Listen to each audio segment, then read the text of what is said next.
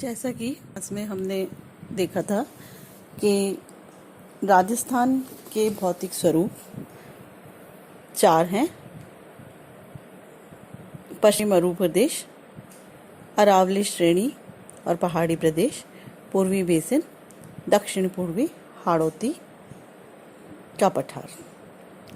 आज हम पश्चिमी मरु प्रदेश का विस्तार से अध्ययन करेंगे। जैसा कि सभी को मालूम है कि राजस्थान का जो पश्चिमी मरु प्रदेश है उसकी सीमा पाकिस्तान के अंतर्राष्ट्रीय सीमा से मिलती है ना। तो आज हम मरु प्रदेश के बारे में विस्तृत अध्ययन करेंगे। मरु प्रदेश जो है उसे 2 भागों में बांटा गया, रेतीला शुष्क मैदान और राजस्थान बांगर और अर्ध शुष्क मैदान। पर पहले हम पश्चिमी मरु प्रदेश की डिटेल विस्तार से अध्ययन करने वाले हैं। यह प्रदेश उत्तर पश्चिम से दक्षिण पूर्व में 640 किलोमीटर लंबा और पूर्व से पश्चिम 300 किलोमीटर चौड़ा है और लगभग 1,75,000 वर्ग किलोमीटर क्षेत्र पर फैला हुआ है। यहाँ क्वाटरनरी युग के बाद के भू आकार पाए जाते हैं जो कि जलवायु परिवर्तन के फलस्वरूप परिलक्षित होते हैं। राजस्थान का मरुस्थल विश्व में जनसंख्या की दृष्टि से अत्यंत घनत्व वाला वनस्पति युक्त क्षेत्र है। भूमिगत जल भंडारों, कृषि फसलों, खनिज संपदाओं, पशु संपदा आदि की दृष्टि से सर्वोत्तम है। इसमें आज मरुस्थलीय जल अपर्दन, मृदा अपर्दन, वायु अपर्दन और निक्षेपण, खारेपन, जल निकास, वायु प्रदूषण एवं मानव का वातावरण के साथ अंतर संबंध आदि विशिष्टताएं दिखाई देती हैं।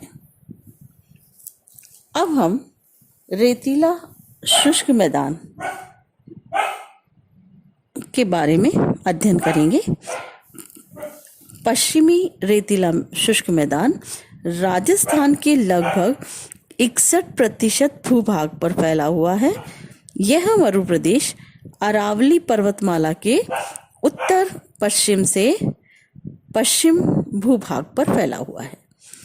भूगर्भशास्त्रियों के अनुसार इस प्रदेश में इयोसन काल एवं प्लेस्टोसन काल के प्रारंभ में एक विशाल समुद्र था जिसके अवशेष विभिन्न चट्टानी समूहों पर पाए जाते हैं। यह पश्चिमी बालू प्रदेश उत्तर पश्चिम से दक्षिण पूर्व की ओर लगभग 640 किलोमीटर फैला हुआ है और पश्चिम से पूर्व, जैसा कि पहले बताया, 300 किलोमीटर फैला हुआ है। मरु प्रदेश में राजस्थान के 12 जिले आते हैं जिसमें राजस्थान का 61% क्षेत्र और 40% जनसंख्या निवास करती है। 50 सेंटीमीटर समवर्षा रेखा इसे अन्य प्रदेशों से अलग करती है। यह राजनीतिक तथा प्रशासनिक दृष्टि से श्रीगंगानगर, हनुमानगढ़, बीकानेर, चूरू, नागौर, जोधपुर, जैसलमेर, बाड़मेर, पाली, जालौर, सीकर, झुंझुनू आदि जिलों में पाया जाता है। इसकी पश्चिमी सीमा रेड क्लिफ सीमा जिसे कहते हैं, भारत और पाकिस्तान के मध्य अंतर्राष्ट्रीय सीमा रेखा बनाती है। उत्तरी सीमा पंजाब प्रांत द्वारा, दक्षिणी पश्चिमी सीमा गुजरात व मध्य प्रदेश से मिलती है। वर्षा बहुत कम होने के कारण यहाँ शुष्क बालू के मैदान पाए जाते हैं। उत्तरी पश्चिमी भाग रेतीला और बंजर है, जहाँ पर्यावरण की अनेक समस्याएं दृष्टिगोचर होती हैं। कहीं कहीं चट्टानी और छोटी छोटी पहाड़ियाँ पाई जाती हैं, जैसे कि नागौर, बाड़मेर, जालौर, जैसलमेर, सिरोही, सीकर, कुचामन आदि की पहाड़ियाँ। प्रदेश में सामान्य ढाल पूर्व से पश्चिम की ओर है और दक्षिण की ओर, उत्तर से दक्षिण की ओर है। इस प्रदेश की समुद्र तल से औसत ऊंचाई 200 से 300 मीटर है।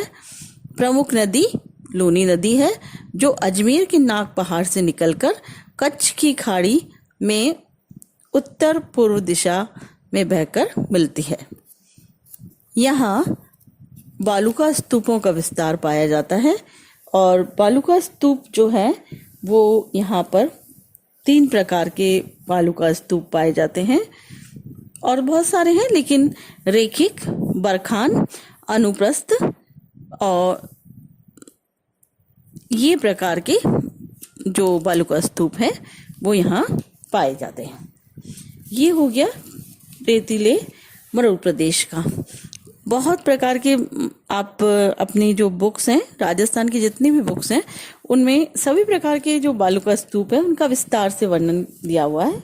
सो आप देख सकते हैं कि बालूका स्तूप पाए जाते हैं। इसी का जो दूसरा भाग है बालूका स्तूप मुक्त प्रदेश, तो बालूका ये तो वो क्षेत्र था जहाँ बालूका स्तूप पाए जाते हैं। बीच बीच में पहाड़ी क्षेत्र पाए जाते हैं। अब है बालूका स्तूप मुक्त प्रदेश, जहाँ की बालूका स्तूप बिल्कुल भी नहीं पाए जाते। यह प्रदेश महान मरुस्थल के पूर्व में स्थित है। यहाँ पर बालूका स्तूपों का पूर्णतः अभाव पाया जाता है। समस्त क्षेत्र पर परतदार चट्टानें हैं, जो कि टर्शरी और प्लिस्टोसिन काल की है। इसमें चूने की चट्टानें और शैल प्रमुख हैं। यहाँ चट्टानों में कई प्रकार की जुरासिन और मायोसिन काल के वनस्पति अवशेष और जीवावशेष पाए जाते हैं। जैसलमेर के दक्षिण में स्थित आक्कल वुड फॉसिल पार्क, नोट कर लीजिए, जैसलमेर के दक्षिण पश्चिम में स्थित आक्कल वुड फॉसिल पार्क इसका एक सर्वोत्तम और अनूठा उदाहरण है। इस प्रदेश को बाड़मेर जैसलमेर का चट्टानी प्रदेश भी कहा जाता है। जैसलमेर के उत्तर तथा पोखरण के दक्षिण में बालू पत्थरों से निर्मित चट्टानी प्रदेश को रन कहा जाता है। इस प्रदेश में अवसादी शैल समूह, भूमिगत जल का अच्छा भंडार आदि पाया जाता है। लाठी सीरीज इसका सर्वोत्तम उदाहरण है। यहाँ पर टर्शरी कालीन चट्टानों में तेल और गैस के भंडार भी पाए जाते हैं। अब ये हो गया सेकंड, जो हमारा जो पहला था उसका दूसरा भाग कि जहाँ पर कि बालूका स्तूप नहीं पाए जाते। अब हम इस करेंगे, जैसा कि मैंने दिखाया था कि जो पश्चिमी रेतीला मैदान है उसका दूसरा भाग है राजस्थान बांगर या अर्धशुष्क मैदान। राजस्थान बांगर या अर्धशुष्क प्रदेश मध्य में स्थित है। ये ऐसा क्षेत्र है जो जैसलमेर के चारों ओर 65 किलोमीटर की परिधि में छोटी छोटी पहाड़ियों से घिरा हुआ है। और यहाँ पर ये जो पहाड़ियाँ हैं वो कॉन्ग्लोमरेट, ग्रीट, नीस, शिस्ट, ग्रेनाइट आदि की पाई जाती हैं। अरावली श्रृंखला के पश्चिमी भाग में लूनी नदी का प्रवाह क्षेत्र है। यह मैदान 25 सेंटीमीटर वर्षा रेखा के द्वारा विभाजित होता है। यहाँ पर आंतरिक जल प्रवाह क्षेत्र है। इसके उत्तर में घग्गर नदी इसकी सीमा बनाती है और लगभग 75,000 वर्ग किलोमीटर क्षेत्र पर यह फैला हुआ है।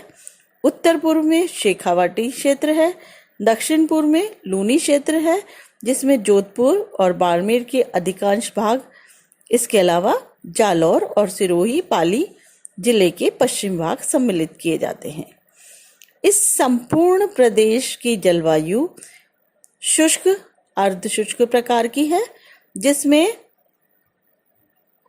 बालुका स्तूपों की लंबाई लगभग 700 मीटर से 150 मीटर तक पाई जाती है।